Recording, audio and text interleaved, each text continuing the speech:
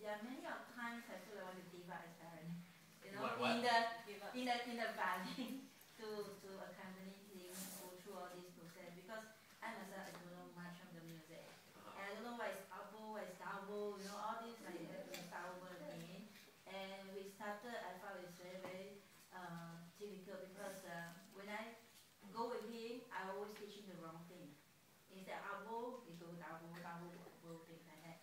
So it's a kind of difficult process, but we overcome it in a way. So I told him, don't depend on me, you have to be paying attention in the class. So at that time, there are many times that when he trying to give up or I try to give up, you know, I always set an environment for him to review, for me to review, you know, to gain back his confidence and my confidence. How do you set the environment? In a way, like, because last time I was running childcare and student care center, so we do concert, meaningless concert. So I put him to present in the concert. Nice. So though it's not very nice piece that can play, but it's a opportunities. So just let him, because I don't praise him a lot. I feel that the moment I say you are very great, nice, the next moment I feel it's difficult to control him. So what I do is I let others to praise him. You know, so for my part, I still can, you know, as a middleman. So the other part is that's what's very important about review process. Easier. My mother played the radio. Yeah. That was it. Like, she did not know anything about music, and so she didn't. When I was doing review playing for her, she didn't correct me a lot. She only corrected me on what the teacher told her to work on. She didn't feel the weight of the world, like she had to like make sure everything was right. I correct him because she just didn't know. Because I don't know how to play violin. So I only tell him, I heard this part should be soft, this part should be cut. And every time tell me you are wrong, I say no, let's play back, you know, the record. But here's the thing, with review, when you're playing review, it's not the same as practicing. Yeah. Review is a time to share and enjoy. Practicing is for the pieces that your teacher told you specifically to work on, and the specific spots. If you correct every single time your child plays, they will not want to play for you. Because it's sort of, they have to stand there and do anything you say for as long as you want. There's like no parameters, right? It's like they're just a slave to you for however long.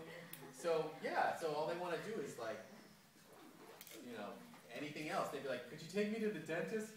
I'll go to the dentist. Anything. Drill my teeth. What I do is I just take down what he played. I say, you know, you go relax, you go and sit there, point out your own mistake. Okay, but that's not what review is for. Review, yeah. No, that's for practicing. Yeah. It's really important. Review, playing your repertoire, is about giving your child an opportunity to explore their heart, to play for you, and to see joy in your face, not judgment. You can judge them on all the stuff that they're supposed to work on for the teacher, but in the review process, that's your moment to give them the space to be who they are, or they won't want to play for you. And they won't want to play for anyone. I realize there are many, each phase there are many turning points. And each turning point when he learns something new, there is a review for him. Isn't it? Something new is not the same as review. Something new is actually the opposite. Review is taking something that you already know. You feel something new. You feel something new. Okay. So let's say you're building, you decide, okay, I'm going to take what Gabe has to say, I'm going to go for it. When you build your review list, first of all, it'd be good to talk to your teacher about it.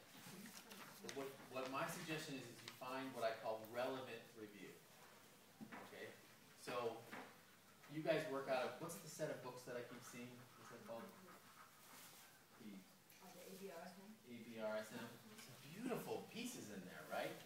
So the way that I pick relevant review for my students, I pick pieces that I hope are covering certain types of technique for them. That's very important. But then I also pick pieces that I feel are important to their soul. You know, I want to make sure they play a piece that's very heartfelt.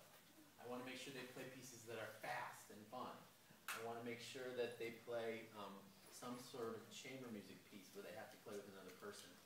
I actually even have them review orchestral works so that they start to learn the orchestral repertoire. Alternative music, fiddling things, so in case they're by themselves, they want to just play by themselves, they have music in their head already that they can share. So that's important. Then I also have them keep working on pieces that will be relevant to them as they get older, right? So at a certain point, you don't need to play lightly row anymore because most adults don't perform lightly row. You know, like you're going to play a professional recital, I probably will not play lightly row. You know, maybe if somebody asks me nice, but probably not. So I don't know the repertoire that's in your books well enough, but in the Suzuki repertoire, for example, the Handel sonatas, those are relevant musically as you get older. Bach double concerto is relevant as you get older. The Mozart concertos, the Bach concertos, those are relevant. Some of the pieces in the Barber books, those are also quite relevant. There's a lot of Kreisler in there, right? Kreisler has a very specific kind of feeling. It's called gemütlich. Gemütlichkeit is a German word for warm and inviting. That's important as a musician to be warm and inviting, don't you think? So, and then pieces that they love. So if I have a teenager who just loves lightly row, I mean, I usually don't, but if I have someone who really loves lightly row, then sure, keep it in your review, keep it in your repertoire list. Okay? So as a professional musician, I had to change my approach to deciding I want 80% of the music that I practice, a full 80%, to be music that I already know. And then I look forward to my practices. From what I usually see, most kids, 80% of the things they're working on are things they don't know how to do yet. That is incredibly taxing on a person. So if you feel like you really want to push, then at least dial it back to 50% stuff they already know. So they show up to practice with you, they put their instrument up, and they start playing something they already know how to play. And you say, "Yee-hoo! Sounds great." You only push a little to